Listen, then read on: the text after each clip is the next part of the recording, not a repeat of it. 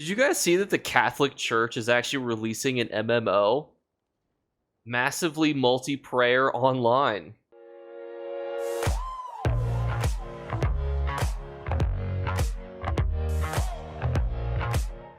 What's going on, YouTube? Today we're going to do the scariest thing we've ever done on the channel. We are going to look at patch notes. Things that are being changed in the Elder Scrolls Online. So we're going to jump into those patch notes because Update 39 is actually supposed to be pretty big. It's basically our Q3 update, which used to be a whole new zone. So there's pretty high expectations. You know, usually they gave us some pretty big things, either a new zone, some new dungeons. So this is the equivalent of that. So this patch notes that we're going to go through are the equivalent in your mind. Think to yourself of either 2 new dungeons or a new zone like Necrom. So the stakes are high. And we're in a groovy shirt to do it. I bought even a couple more, so now I have 2 weeks worth of groovy shirts to wear whenever I either make a video and or go to work. They have a little collar, so I believe they count. But personally, I wish to be the reason that the dress code is updated. They'll be like, no more cool-looking shirts. Plain. Has to be plain and have a collar. I want to be that person. And we're on the road to 15,000 subscribers, so if you would not mind subscribing, my cat is here to join us to tell you that she would like it if you would subscribe also. Also, remember to like and comment on this video because I love you. So they start off giving us a beautiful eulogy, which we will skip because I've already basically given it to you, which was the, oh my god, it's going to be basically our Q3 update, so it's real big and lots of things. So now we get to the real meat and potatoes in the table of contents. Now, obviously, don't worry, we're not going to talk about all this stuff. I know if you guys have, gone to your eyes at the bottom, you see updated launcher for Mac and beta. Don't worry, we're not going to talk about that. I know that you have so many questions, but we're going to focus on the meat and potatoes. It's on here. So we're going to touch upon the quest and content improvement for new players, updated event tickets, Cyrodiil mask, PvP face and body masks, treasure scamps. That's going to be a pretty interesting. Updated item sourcing, stacking crown items, identifying unsellable items, new homes, new furnishings, master writ vendor offer changes. That'll be actually a pretty decent talking point because that'll kind of affect the economy. Furnishing items, suppress companions in favor of assistance, Oculus culling. Let's all pretend I know what that is without reading it again. New endeavor activity types. That's going to be pretty nice. And antiquity skill line. And then we've got just a little bit more below that, event testing undaunted celebration. And then they also go into some other fixes, UI gameplay. We're not going to really talk about those. They'll just tell you, hey, some things are fixed. And the combat and ability changes, companions, items, and item set changes. We'll kind of briefly skim through those. But the main meat and potatoes is going to be what's actually important to you. And obviously, if it's worth talking about, because even though if you might be an iOS user, I myself make these videos on an iOS device. So whenever I load up ESO on PC, I use the Mac launcher. We're not really going to talk about that, so I'm going to keep this focused to the important stuff. Also moved it over a little bit so you guys could actually read the text on there. So this is basically a lot of text. What they're doing, and I'm going to summarize it super fast, is they're making less quests appear to brand new players. So now you have to be level 5 to see most things. Why is that? Because little Timmy or little Susie walks out at level 3. They just freaking escaped from Molag Bal's eternal prison, and they're like, oh my god, there's so many quests in Glenumbra. What am I supposed to do? Where do I go? And that is overwhelming. And I will agree, it is overwhelming. Do you know how many quest arrows there are when you walk out on a brand new character? Everyone just wants a piece of you. And you're not, a piece of cake. You're not a little slab of meat. Well, I mean, technically, you're supposed to, kill a Molag Bal at the end, and you've got your soul removed. But skipping all that, that's the important part of this notification here. Now, what's important, though, is you cannot get your crafting writ certifications until level 6. So why that's important is some people use, like, level 3 characters just to get certified to actually roll to do their daily writs. You'll not have to get to level 6 to be able to do so. Event tickets, we're not going to spend a whole lot of time on. Basically, just know that, hey, if you're about to go over the cap, which is 12, why is it 12? I truthfully don't know. I've never really heard a good reason for it being capped at 12, but the game will be like, hey there, little Timmy. So you're about to get these event tickets from this little turn-in, and it's going to put you over. Do you still want to turn it in? So, yeah, that's currently that big update there. Next, we have new PvP sets, but they're actually monster masks, which I love. Now, while none of these sets jump out as being exceptionally uber crazy, I do really like the Nebe Battle Reef set. I think that's actually pretty good. It will have some decent utilization, especially because it's got crit resistance on it, which means that you could then finagle some of your traits on some of your other stuff. Because crit resistance is actually one of the harder things to get, unless you're using something like a transmutation set, or you're using the impen trait on stuff. But more so, the reason why I like talking about this is because, well, there's more stuff to buy with AP, which means that those of us who farm AP, we've got more things to spend it on. What also means is that everything else that used for AP is going to go up in value because now there's more things on the market. More people are going to be interested in buying different things. So if you have AP and you just farmed, the AP event, well, now you've got some new things you're going to be able to get, and you're going to be able to also sell your things probably for a little bit more because people are going to be buying some new things too. So that's pretty cool. So maybe I'm just speculating on this next one, but improved Imperial City treasure scamp loot. They have a lot of discussion about this apparently. I have a feeling that when Diablo came out, one of the developers was playing Diablo, and he thought to himself, man, these loot scamps in Diablo are actually worth killing. And people run to them to kill them. Do you know what we have in our game? Bunch of treasure scamps that nobody cares about. So they thought to themselves, let's boost these bad boys up. So these treasure scamps, which only spawn in the Imperial sewers, will appear less frequently but offer significantly increased rewards. We obviously don't know how much this is going to be, but it's not going to be affected by the actual multiplier. So I guess that's a good thing. Because you don't have to worry about keeping a crazy amount of Telvar on you. You're just always going to get a lot of Telvar for killing them. So, you're going to be able to get a lot of Telvar, and you're going to be able to get a bunch of item sets. I will note that all these item sets that they have listed here, Black Rose, Galarians, Imperial Physique, blah, blah, blah, blah, blah, they all are actually really good to resell because a lot of people, there's a lot of completionists out there that want to buy these sets. There's people that use these sets. They're not often sold. So, selling these actual Imperial City sets can actually be decently profitable, so just keep that in mind. And they added a whole bunch of Antiquities achievements and changed how much achievements you have to do for specific things, which I guess is kind of cool, but at the end of the day, it's probably not going to affect us very much, but yeah, they did that.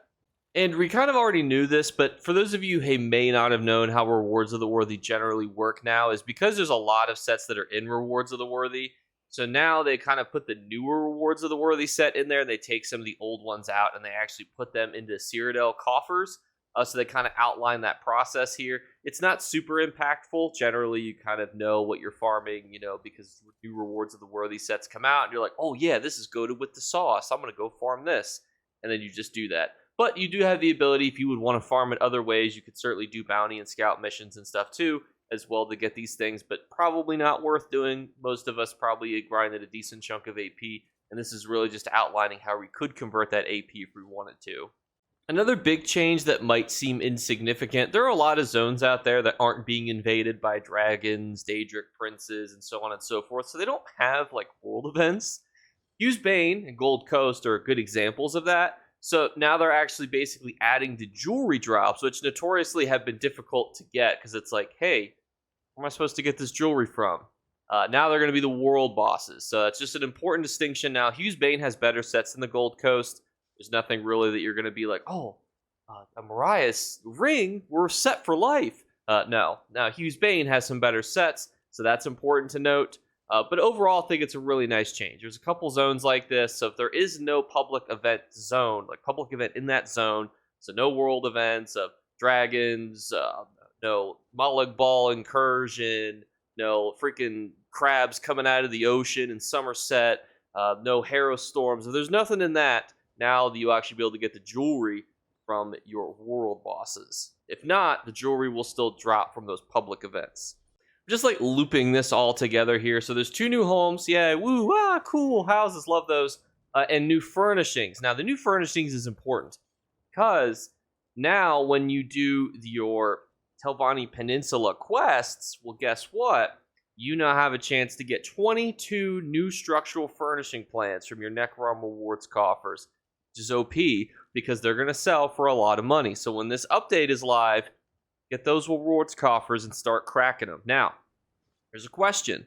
Could you farm them ahead of time? The answer to that is no, with the exception that you can't get a whole bunch of coffers and put them in your inventory and hold on to it, but you can do the quests and then turn in the quest on multiple characters and then open a bunch of them. Now, keep in mind that you're not going to be able to farm a whole lot that way, but I would still suggest if you have a couple of high level characters or even lower level characters, because a lot of people will probably be doing this, getting your world boss and your delve quest kind of done, and then just not turning it in until the update is live on your console. And there's new Master Writ vendor options. Now, actually, ironically, we just talked about Master Writs yesterday, so it's kind of cool to see that there'll be new things in there. That's kind of neato burrito. Now, is it a good gold method for you to buy these plans and then sell individual items? It's a little risky. There are a lot of people that do it, and that's part of the problem if you wanted to do it. Now, if there's stuff that you think is really neato on here, go ahead and get it. This is more of just me saying, writs will probably go up in value because of this, and you can obviously sell these things, so that's always cool too. Are you going to get as much money if you bought, the attunable stations and you bought the research cooldown scrolls? Probably not, but you'll have less competition if you're selling these, because more people do sell those items. So here's a quick update on a bunch of things. Placing in inventory items from your inventory. You can place furnishings from your inventory. Cool. Yeah. All right. When you have a companion out and you summon an assistant, your companion will automatically be resummoned where your assistant is unsummoned. Now, if you're like me and you just resummon your companion, it's the same amount of button presses, but whatever. Cool, I guess. Collision culling. Well, I guess we now can finally figure out what this means. Basically, something for those PC silly gooses. It'll enable graphic optimization and prevent bad things from happening to your client. All right, yeah, cool. Do I understand any of that? No. I assume it just means, hey, it'll run a little bit better. New Endeavor activity, something that's actually important. We're introducing multiple new Endeavor types in Update 39, all of which will now show up in your daily and weekly Endeavors activity, offering you new ways to earn Seals of Endeavor. This is awesome. I do really like this. Now, obviously, we don't know how it looks. It could be like, hey, slay, all the Daedric princes and get one Endeavor crystal stone thing. Now, that would not be cool. I'd be like, that's way too much work for, one crystal. So we'll obviously wait to see a little bit more, but on its face, I do love that. And then you can see you can now buy the Antiquity skill line if you have it maxed out on another character. I joked about the updated Mac launcher. They have a lot of information about that. So we're going to skip right on past it, though. But the event testing for the Undaunted Celebration event, something that's actually a little bit important. So whenever you kill a dungeon boss during the Undaunted Celebration, which, by the way, is probably the best ESO event now, that is a little bit controversial. Now, there's a lot of PvPers that don't like the Undaunted Celebration event. There's a lot of Undaunted Celebration PvE players that hate the PvP events, but set all that to the side. When it comes to rewards and valuable rewards, Undaunted Celebration is almost second to none. So, now, you kill a dungeon boss at the end of the day. Once a day, you get your 2 event tickets, and you get your glorious Undaunted reward box. This obviously is going to need its own video, because you can farm so many event boxes doing different tactics and different things. But let's just go through this here. As with previous years, the glorious Undaunted reward box contains treasures, motive pages, and a guaranteed chance for an opal weapon, which features Undaunted Celebration opal pages from Iceheart, Lord Ward, Night Flame, Swarm Mother, and Valandrith, and the new style Sentinel of Rakazma. So notably, you do not see Engine Guardian, which is the most valuable one. So it means that style page is probably going to be really good to sell. Defeating the veteran hard mode of the dungeon in which these bosses appear has a chance to drop the opal style page, so you can farm those also. And some of those are actually pretty easy. Iceheart's a good example. Super easy dungeon to farm. Kill that little boss at the end. Because of that, however, it's not going to be worth a lot of money. We're not going to get too far into the weeds here when actually we have the confirmed information about the Undaunted Celebration event. I'll do, obviously, a dedicated video. Additional dungeon completions will give you the Undaunted reward boxes, which still have a chance to drop the weapons, the same as last year. That's why people farm Fungal Grotto on repeat over and over again. And the Impreza will offer the stuff for there. You'll be able to buy, obviously, the new pages for 5 tickets each, as well as the first 2 fragments of the Passion Dancer's garment costume, which is okay. Next up, they give us this big long text box about combat and gameplay changes and how they're changing weapon passives and stuff. All of this to say, I'll summarize it quickly. Basically, the developers were like, hey, there's a lot of skills that don't really get used because they just kind of sit on the bar. They don't do a whole lot. We should change that. And we should make weapons a little bit different. And they thought, yeah, let's do that. And then they wrote this big long paragraph to explain that. And we have some class changes. Now, am I in any way qualified to talk to you about Dragon Knight's ability? Not a whole lot. However, what I will say, they are making them a little less powerful is how I can summarize this. So their passives reduce the damage bonus this passive provides to burning and poison status effects. Down from 25 to 50%, down to 12 and 33%. Yeah, Dragon Knights have been stupid busted for a long time. I don't know why. Dragon Knights are either the best class in the game, bar none, or they're just kind of meh. And there's literally never an in-between. They're also changing Green Dragon Blood. This morph no longer increases in duration of effects by 1 second for every rank, but rather ranks up the healing done, so it'll have less total time. And then Dragon Leap fixed an issue where this ability could be cast on swimming targets, resulting in some extreme tomfoolery. I don't know if I've seen that. Here we see Necromancer's getting a little bit of love. We got Frozen Colossus has a cost decrease of its ultimate and increases damage per hit of all versions, and then it tweaks it a little bit on each specific one. This morph now always grants disease status, and then the other one, this morph now extends the duration of major vulnerability to 17 seconds, up from 12. And then Bone Tyrant, Bitter Harvest, the ability, the specific morph Daedrin Pain, this morph now increases the duration of the effects it grants to 4 seconds per corpse consumed, up from 2. Which I think is actually a pretty significant change. Now, these are not huge tweaks they're doing, but I do think that they're fairly significant. And holy sweet lord, they made a lot of changes to the Nightblade. They fixed Deathstroke's bugs, apparently. Grim Focus, this ability and its morph no longer need to be activated to generate stacks, as they will generate stacks anytime. Increase the cost of the special. These abilities are now consistent in naming and icons, updated tooltips. He's updated. Okay, so that's really just more clerical stuff. And then Relentless Focus, the morph now increases the amount of weapon and spell damage each stack grants to 80 at rank 40, rather than increases the duration of the buff, since the buff no longer has duration. Morph now costs 1377 rather than 1148. Shadow Cloak, the ability in Shadowy Guise, now grants Major Savagery and Prophecy for slotting on either bar, to help offer more functionality outside of PvP and ensure that ability still has something to offer when they're being countered. Dark Cloak, this morph now grants slots the Major Savagery and Prophecy to minor protection, slotting on either bar. So interesting.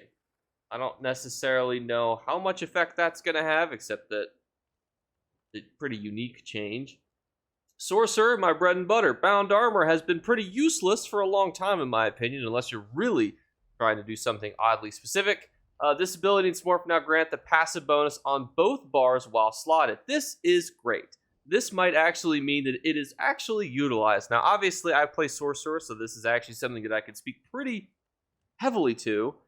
So I think that this actually might be good, because unless you're using O-Console, you can usually swap in some stuff on a back bar. Increase the base max magicka granted to 8% at rank 4 of the base ability, rather than each morph rank up to 8% separately. And I think overall that's just pretty good. We don't have to read the rest of the text because you got basically the general idea. And then Storm Calling Overload fixed an issue. You don't have to worry about that. Templar got one change. Backlash fixed an issue. Okay, cool. Warden, Swarm fixed an issue. Green Balance fixed an issue. So nothing super major for the Templar and the Warden. And to be fair, I think a lot of these changes are not super groundbreaking, except for the Dragon Knight and maybe the back bar abilities of using Shadowy Disguise for a Nightblade might be pretty interesting. But as far as like the relevance to you, or you're not, don't stress about all of this. So, starting us off with the weapon passives, Longshots has actually got a little bit of a change. Now it's actually going to do something different based on being far or close. Closer enemies will take a little bit more extra damage. Further away enemies will take a little bit more critical chance. They're just adding, it seems, a little bit of flavor to that. You can actually see that in their note here in order to help bow feel more like an additional tool rather than its own playstyle. We've expanded out the bonus twofold to help become more viable option for different builds. Since the previously only created session, it basically only ever wanted you to be super far away. And I also feel like it just didn't synergize very well with certain sets that were seen to be specific to bow. So basically, by granting 2 individual bonus for close range and further range, we can help enable more consistent power to the weapon, each with their own advantages, without creating a frustrating gameplay experience. I thought overall that was pretty good. To quickly clarify too before we go on here, just so nobody's confused, where it says that, the slash number 6 to 12, 250 out of 500, what that means is there's obviously usually multiple passive ability perks. So if you have 1, you get to 250. If you have 2, you get to 500. If you have 1, you get to 6%. If you have the 2, you get to 12%. So Flame Staff now increases your damage done by the initial hit of the status effect. That's a pretty decent change, although I think that it's not going to be insignificant. Lightning Staff, however, not be insignificant. The passive now increases your damage done with over a time and channels attacks by 12%, rather than damage done with AoE effects by 5 and 10%. It's a pretty big change. Now, we already have a lot of really powerful channeled attacks, so yeah, you can already start to think to yourself, the Arcanists are about to be doing a lot more damage.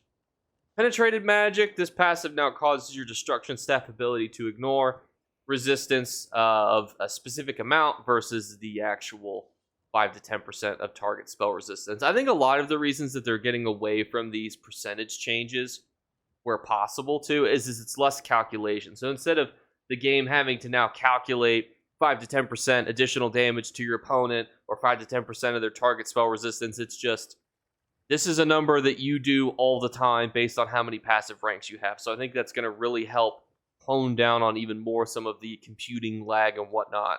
Here we have even more buffs. Tri-Stat Flame Staff. This now applies damage over time equal to the power of standard damage over the 10 to 20 second period for the fully charged heavy attack rather than increasing the damage done. Ice Staff, increase the damage shield granting by this passive even higher. And then Lightning Staff, this passive now only triggers on a fully charged heavy attack rather than any tick of a heavy attack. What you might be confused by that, what basically that means is that you obviously can start a heavy attack, but then not do a fully charged heavy attack, just so that you guys understand what that means. And then they fixed an issue with Wall of Elements. Next we have the Dual Wield Twin Blade. Reduce the bonus on the passives to ensure it is in line with other weapon passives. So now you're going to actually have less offensive penetration for maces, slightly less spell or weapon damage for the sword, and then slightly less crit chance, which is an interesting change. I don't necessarily know if I like these changes, because generally the whole kind of shebang and reason that, stamina characters, people who are using weapons that need to be right on top of somebody, was that, yeah, you get to do more damage because you're on top of them. They get to sit with a freaking bow or a freaking, staff and be like 50 feet away from me. So, there was a pretty good, balance there that they got the benefit to attack me from that far away. And I got the benefit of when I got there, I got to do a little bit more damage. So I think that this might be a little bit of a risque change. I think this might make Mag a little bit too OP. Now, stamina is notoriously significantly better than Magicka, in my opinion. Pretty much almost always. So I think that's probably how they're looking at this. But that is kind of the trade-off, I feel. Not to say, obviously, that Magicka characters can't use certain, close quarters weapons, but that's generally the kind of rule of thumb that I have when explaining this to people. Restoration Staff fixed an issue on how it's stacked with other shields, so really no big changes to Restoration. And then follow-up in the two-handed changes. So the maces and swords are going to also be going down in the actual power that they give you, which is interesting again. just in my opinion. And then follow up, the passive now increases your damage done with all two-handed attacks by 10% for 4 seconds after completing a fully charged heavy attack, rather than increasing the damage of your next direct ability. I'm actually curious what they have to say about this, because I think that that's really interesting. So they said, we're changing the context of this passive to help make the interaction and reward of completing a heavy attack with the weapon feel better by moving away from a one-time burst bonus to a window of opportunity. This should help make up for the damage losses when recuperating your resources while retaining some of the additional burst window. Interesting. I think that people were just getting very annoyed about getting one shot very easily, so they thought to themselves, well, we could, just change that around a little bit. Now, obviously, it's not specific to this passive. This one passive is not the reason that people were easily able to get wombo comboed super easily, but that was a pretty significant number of damage. And then for a lot of these, it really just seems like they're fixing a lot of issues. So Valandrone, Alliance War, Vampire, it's fixing issues. Werewolf transportation, oh my goodness, I'm just going to leave that in. Summon direwolves with this fourth will no longer attempt to snare enemies. That's a pretty nice change because that was very annoying. So that was pretty good. Now, we have a couple more item optimization sets here that we're going to go through. So basically, you can see that there was a lot of pretty decently popular sets that needed to be fixed. New Moon Acolyte has been out for a while. Cold Harbor's favorite. Azure Blight was having some problems. So they fixed a lot of things. Now, I'm not going to obviously go through all this because that's really not super relevant. And they audio reduced how often Miri comments. I see no mention of Bastion on here. So that's pretty problematic. And I don't necessarily think how important a lot of this stuff specifically is, but they did change, the audio quests and whatnot. They changed and fixed some quests on here. That's great. Added some UI, exploration achievements. All that's pretty hunky-dory. More quests errors. We're just kind of briefly scrolling through this so you guys can see it. The tribute NPCs are less susceptible to patron victories. So my video on how to easily trick the AI and farm Tales of Tribute super fast is probably now, unfortunately, irrelevant. I feel like we're doing it like the greatest hits. Like there we had the Imperial City DLC pack. Now we've got Morrowind. Now Murkmire. We just got all sorts of fixes and patches. Slightly more fishing holes at the Telvanni Peninsula. That's pretty big, because there was almost freaking none, it felt like. So as far as these other sets, though, and other optimizations, I'm just going to call them out as I think something is relevant. But you can see that they're fixing up a lot of things. UI, world events, that's great. Did not realize how many quests needed to be updated.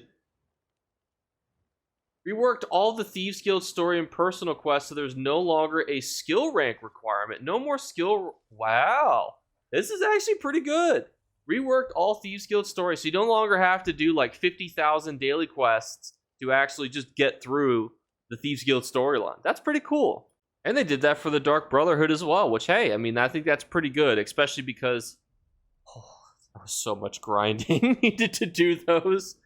And having to go assassinate and pickpocket 50,000 people was very time consuming. So, great change. Next, we have some base game changes. Nothing super crazy here, except that they're going to be no longer be attacked by slaughterfish while harvesting materials in certain areas of Cyrodiil. I know that this is pretty key. And you can now teleport to your own homes from Cyrodiil Way Shrines. As someone who usually goes from buying things at the Golden Vendor to their own home, that's imperative. It's a big change. But you can see that they've made quite a few changes, none of which I think necessarily needs to be directly touched upon. Ooh, crafting and economy. Oh, it's right up our alley. Let's see if that lives up to it. Fix an issue in which New Moon Acolyte and Daring Corsair sets crafting stations are being attuned as each other. Fixed an issue that could result in a number of legendary quality crafting writs will not properly advance. Crafting and economy, this is nothing that we care about. This is nothing important to us. Unfortunately, that's not going to be anything super helpful. They talk about the events and celebration, Witches Festival. We'll talk about that as we get closer to the event because we got till got until freaking Halloween. So that's a little bit of time for us to go. Housing fixes. Unfortunately, no big increases to how many furnishings we can put down. But they fixed a lot of things in different houses. More support. Queue finder fixes. Monster set and NPC fixes. Lots of set fix or zone fixes. Love all this. UI fixes. And, ladies and gentlemen, we've reached the end. This has been such a long, wild ride to get through all of this. But I hope that these information kind of going through what sometimes, people might not touch upon the little itty gritty things like, hey, this set is going to be changed. You might be able to sell this set, or this tweak might lead you to be able to farm this, a little differently. I really wanted to make this video very comprehensive because there's so much. And I think that everyone plays ESO for different reasons. So while, yes, most people don't care that you no longer have to farm to level up your Thieves Guild line to basically play the Thieves Guild story, for a lot of new players, that could be pretty cool because they don't want to have to sit and pickpocket 50,000 people just to get to the next main story mission. So I think that a lot of what they did is really on the right track. And let me know what you guys think in the comments below. As we are still doing our 3 giveaway drawings, now we are doing 1 random comment, 1 random subscriber, and then randomly throughout a video in the month of July, a word will be flashed upon the screen. It could be on this video, it could be on a previous video. And if you were the first person to comment on that, you will be the winner. So all you have to do is say that specific word. It'll be on a random video. It could be on this one, it could be on previous ones, it could be on the upcoming ones. Who knows? It's really just your guys' reward for watching with your eyes. But also, people who watch with, just their ears, watch with your ears. Maybe they listen. Obviously, you guys are still able to subscribe, and you're still able to drop comments, and you can leave as many comments as you want. As long as YouTube doesn't delete them as spam, you can release comment as many times as you want. So, thank you guys so much for watching, and I'll catch you guys later. Bye, guys. You better remember to like and subscribe to Jake Clips. Or you should. I might have to pluck your eyes if you don't. Or, better yet, I'll skip rope with your entrails. Do it now. Subscribe. Ta-ta. Off with you. So I have yet, this is post-outro, Jake here. I have yet to actually go through and see how long this video is, but I'm just looking at how many clips I have recorded to combine together, and oh good lord. This is gonna be a big one. This is gonna be like a podcast episode almost. I've never done a podcast. So wish me luck.